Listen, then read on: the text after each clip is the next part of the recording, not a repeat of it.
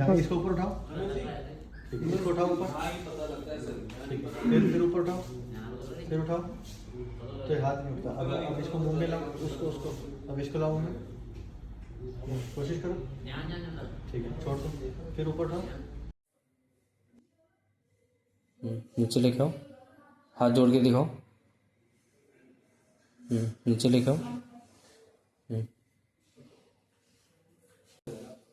उंगलियां खोलो, अंगूठा, ठीक।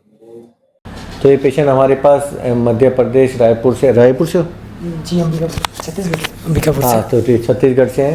तो इनको ब्रेकियल प्लेक्सिस हुई थी इंजरी, और इनका एक ऑपरेशन वहीं पर कहीं रायपुर में हो चुका था, जो कि यहाँ पर हुआ है। और फिर ये हमारे पास आए थे, फिर हमने इनका ये ऑपरेशन किया था यहाँ से, और उसके कारण इनका हाथ का मूवमेंट मोड़ना था ऐसे। ये इनका है। फिर नीचे रखो, फिर ऐसे करो। तो ये हमने इनका ऑपरेशन किया है। ही इज़ सो हैप्पी कि हम भी बहुत खुश हैं जब ऐसे पेशेंट का रिजल्ट आता है। ये भी देखो बहुत अच्छी पावर है, ये देख रहे हो वैसे इतनी। फिर मोड़ो, सीधा करो, फिर मोड़ो। इतनी अच्छी पावर आनी आसान नहीं है। ये बताएंगे कि सब चीज़ों में इन्होंने कितना परिश्रम किया, कितने लोगों ने हेल्प करी। जब इनको वहाँ पर चोट लगी थी तो इतनी दूर हमारे पास क्यों आना पड़ा, हमने इनको क्या बताया था, क्या ट्रीटमेंट लिया, कितनी दवाई दी, और ये रिज़ल्ट आने में इन्होंने कितना परिश्रम, कितनी एक्सरसाइज करी होगी, कितना अच्छा रिजल्ट आया होगा। जिनको भी ब्रेकियल प्लेक्सिस इंजरी है वो ये वीडियो पक्का सुन लेना, ठीक है जी। ओके भाई, अब अपनी पूरी स्टोरी सुना दो सर, अपने बारे में जो भी है, क्या हो, क्या करते हो। जी मैं छत्तीसगढ़ अंबिकापुर से हूँ। मेरा 2 साल पहले एक्सीडेंट हुआ था, जिसकी वजह से ब्रेकियल प्लेक्सिस हो गया था। मैं एक बार रायपुर में ऑपरेशन करवा लिया था, जिससे वहाँ का ऑपरेशन में कोई सक्सेस नहीं मिला, कोई रिजल्ट नहीं आया। फिर मैं sir doctor Amit Mittal sir से ऑपरेशन करवाया। यहाँ सर ऑपरेशन किए, उसके बाद मेरा हाथ कुछ काम करने लगा। तो जब आप को हमारे बारे में पता चला, तब आपको किसी ने रोका नहीं, इतनी दूर मत जाओ? जी कोई नहीं रोका सर। सबने कह दिया ठीक है आ जाओ। तो जी यहाँ पर आपने किस किस टाइप के पेशेंट देखे थे? सर मैं यहाँ हाथ से संबंधित सब बहुत सारे देख लिए। जी हाँ। ठीक है। तो अब जब आपने ऑपरेशन करा लिया तो आपको कोई दर्द वर्द हुआ था? जी नहीं सर। कोई यहाँ पे रहने में, खाना खाने में, किसी भी ढूंढने में, एड्रेस ढूंढने में दिक्कत हुई थी कोई? जी नहीं। तो सब लोग सपोर्ट कर रहे थे आपको यहाँ पर? जी हाँ सर। कहीं से ऐसा लग रहा था कि अपने घर से बड़ी दूर आकर अपना इलाज करवा रहे हो? जी नहीं सर। अकेले आए थे, कोई और भी आया था साथ में? जी भाई आए थे।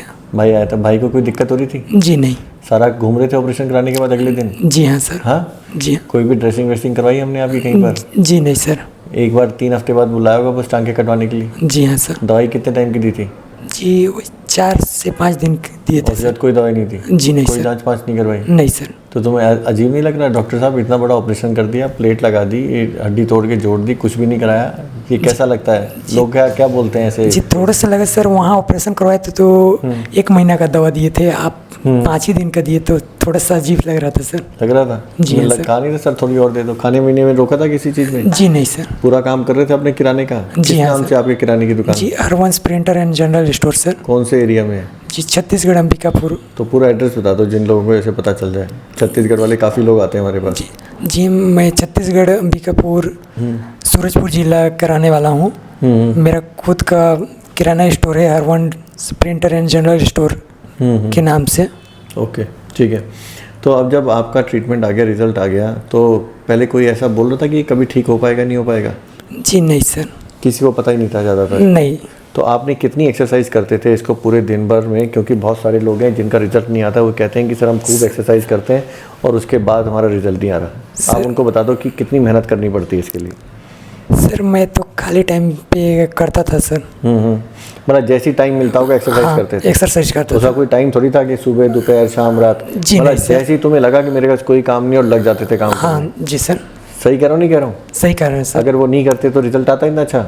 जी नहीं, यह पता। अच्छा, यहाँ पर हमारा फ़ोन वोन उठ जाता था तुम्हारे लिए? जी हाँ सर, कोई प्रॉपर दिक्कत कभी भी हमारे पास? मतलब कि डायरेक्टली कितने टाइम बाद आए हो आज आप ऑपरेशन के बाद हमारे पास? जी एक साल हो गए सर। मतलब तुमने ऑपरेशन कराया, 5 दिन की दवाई खाई, एक बार टांके कटवाने तो आए होंगे?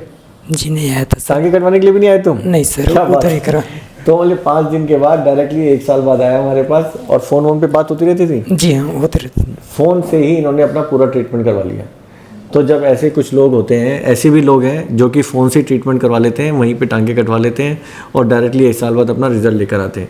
कुछ लोग ऐसे होते हैं जो सारे टाइम हमारे पास आते रहते हैं और वो कहते हैं कि सर हमारा रिज़ल्ट नहीं आ रहा। कुछ ऐसे लोग आते हैं जो कि आपके साथ आते रहते हैं, जिनका रिज़ल्ट आता भी है लेकिन वो रोते रहते हैं। तो आपको इनमें से कौन सी कैटेगरी में रहना है वो सोच लो कि अगर आप हमारे पास आ रहे हो ना, तो इसका मतलब ये नहीं कि आप बहुत अच्छा काम कर रहे हो, और नहीं आ रहे हो तो गलत कर रहे हो, ऐसा कुछ नहीं है। आपको सिर्फ एक्सरसाइज पे ध्यान देना है, क्योंकि हम वर्ल्ड का बेस्ट ऑपरेशन कर चुके हैं आपके लिए। उसका रिज़ल्ट आना ना आना किसी के पास नहीं है, लेकिन जो हमारे हाथ में है वो है कि फुल टाइम एक्सरसाइज करते रहो।